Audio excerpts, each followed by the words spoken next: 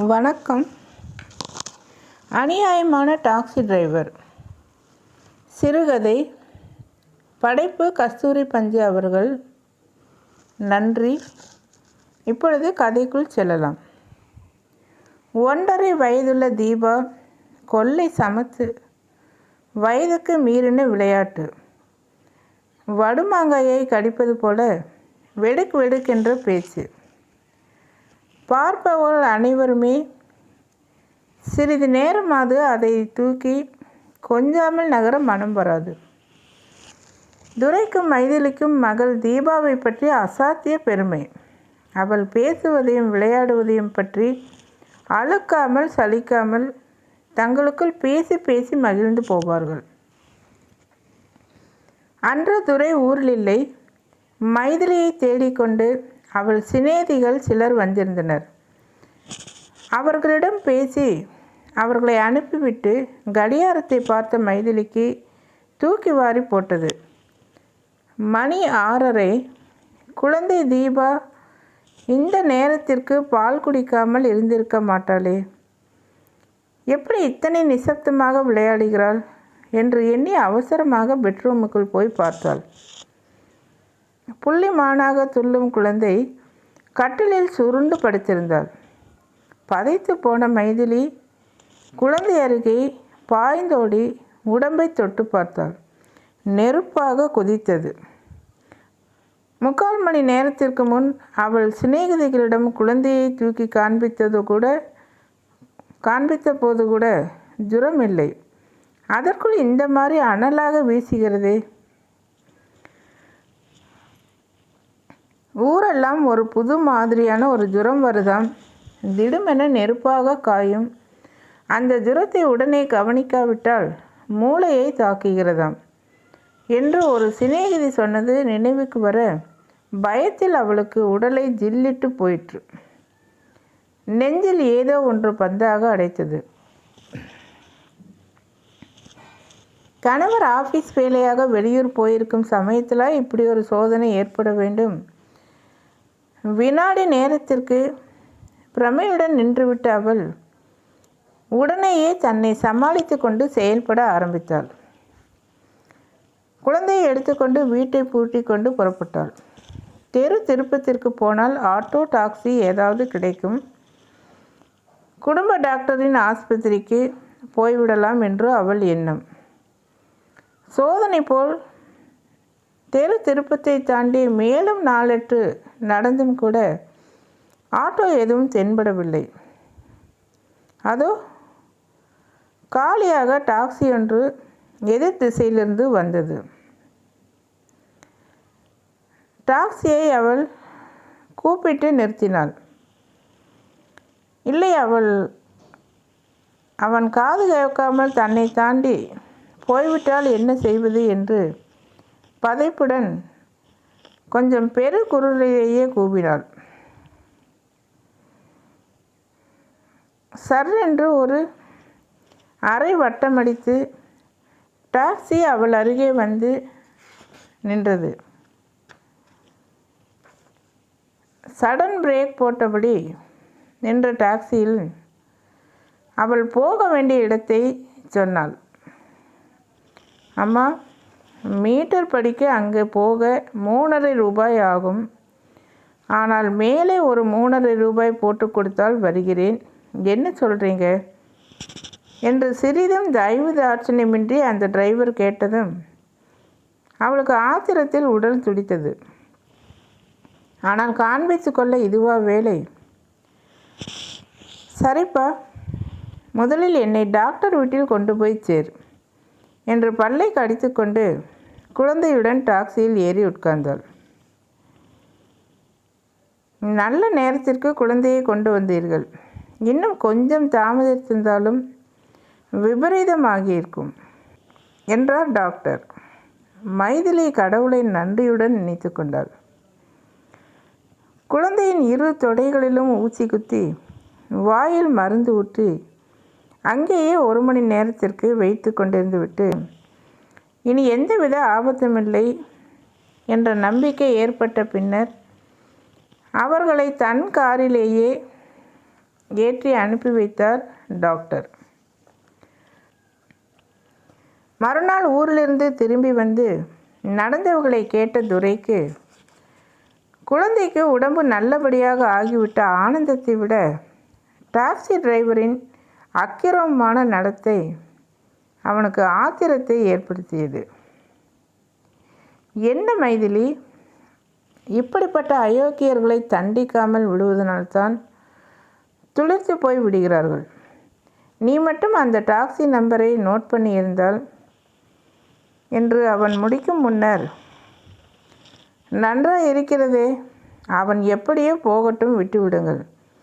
அத்தனை அவசரத்திலும் நம்பரை குறித்து கொண்டு வந்துவிட்டேன், மறந்து விடாமல் இருக்க. இதோ இதில் எழுதியே வைத்திருக்கிறேன் என்று சொன்ன மைதிலி டாக்ஸி நம்பர் எழுதி வைத்திருந்த துண்டு பேப்பரை துரையிடம் கொடுத்தாள். இருக்கட்டும், என்றைக்காவது ஒரு நாள் அவன் என் பார்வையில் சிக்காமலா போய்விடுவான், அப்பொழுது சரியானபடி கவனித்துக் கொள்கிறேன் என்று கருவிக்கொண்டே துரை அப்படிப்பட்ட சந்தர்ப்பம் அன்றைக்கே தனக்கு கிட்டும் என்று சற்றும் எதிர்பார்க்கவில்லை. அன்று மாலை வீட்டிற்கு தேவையான சில சாமான்கள் வாங்குவதற்காக கடை வீதிக்கு துரை சென்ற பொழுது அங்கே அவன் நண்பனும் நண்பனின் மனைவியும் நின்று கொண்டிருந்தார்கள். என்ன ரகு, ஏன் இங்கே நிற்கிறாய்? குழந்தைக்கு என்ன? பரபரப்புடன் அவர்களை நெருங்கி கேட்டான் துரை. விளையாடி கொண்டிருந்த குழந்தை திடுமென்று நெருப்பாக ஜுரம் காய்கிறது. டாக்டரிடம் போக வேண்டும், டாக்ஸியை காணோமடா என்று ரகு கையை பிசைந்தபடி கூறினான். துரைக்கு இதயம் வேகமாக அடித்து கொண்டது. முதல் நாள் தீபாவிற்கு வந்தது போன்ற அதே காய்ச்சல். உடனடியாக சிகிச்சை அளிக்க வேண்டும். ரகு, ஒரு நிமிஷம், அதோ எதிர் சந்தில் டாக்ஸி ஸ்டாண்ட் இருக்கிறது, இதே கூப்பிட்டு கொண்டு உடனே வந்திருக்கேன். தெருவில் பாய்ந்து சென்ற துரையின் கண்களில் பளிச்சென்று மைதிலி கொடுத்த நம்பருள்ள டாக்ஸி நிற்பது தெரிந்தது. டிரைவர், ரொம்ப அவசரம், வர்றையா என்று அவன் கேட்டதும், ஏறுங்க சார் என்று கதவை திறந்து விட்டான் டிரைவர். ரகு தன்னுடைய டாக்டரின் வீட்டு முகவரியை சொன்னதும் பளிச்சென்று ஒரு யோசனை துரையின் மூளையில் உதயமாயிற்று. ரகுவும் அவன் மனைவியும் பின்பக்கம் ஏறிக்கொள்ள துரை முன்னால் ஏறிக்கொண்டான். டிரைவருக்கு பக்கத்து சீட்டில் அமர்ந்து கொண்டான். டாக்டர் வீடு வந்ததும் ரகுவையும் அவன் மனைவியும் இறங்கச் சொன்னான் துரை. ரகு கொஞ்சம் தயக்கத்துடன் மீட்டரை பார்க்க, ரகு, இப்போ குழந்தையின் உடம்பு தான் நமக்கு முக்கியம். நீ சீக்கிரமாக உள்ளே போய் டாக்டரை பார், நான் இதை கவனித்துக் கொள்கிறேன்.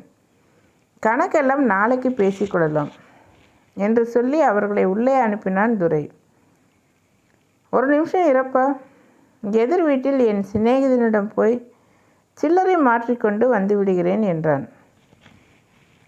துரையின் திட்டம் என்னவென்றால், எதிர் வரிசையில் வலது கோடியில் ஒரு ஆஃபீஸ் இருக்கிறது. அங்கிருக்கும் அவனுடைய நெருங்கிய நண்பனும் போக்குவரத்து அதிகாரியுமான தியாகராஜனிடம் போய் இந்த டாக்ஸிக்காரனை பற்றி புகார் செய்ய வேண்டும் என்பதுதான். தியாகராஜன் கண்டிப்பும் நேர்மையும் மிக்கவர். சட்ட திட்டங்களுக்கு புறம்பாக நடப்பவர்களை சுட்டு தள்ள வேண்டும் என்று சொல்கிற அளவுக்கு கெடுபிடிக்காரர். அவர்தான் இவனுக்கு சரி, செம்மையாக தண்டிக்காமல் விடமாட்டார். சார், எனக்கு கொடுப்பதற்காகவா சில்லறை மாற்றி போகிறீர்கள்? வேண்டாம் சார், வேண்டாம் என்று அவசரமாக தடுத்தான் டாக்ஸி டிரைவர். ஏன்பா, உங்கள்கிட்டே சில்லறை இருக்கா என்று கேட்டான் துரை. அதற்கில்லை சார், எனக்கு நீங்கள் பணம் கொடுக்க வேண்டாம் சார் என்று டிரைவர் சொன்னதும் துரைக்கு தூக்கி வாரி போட்டது.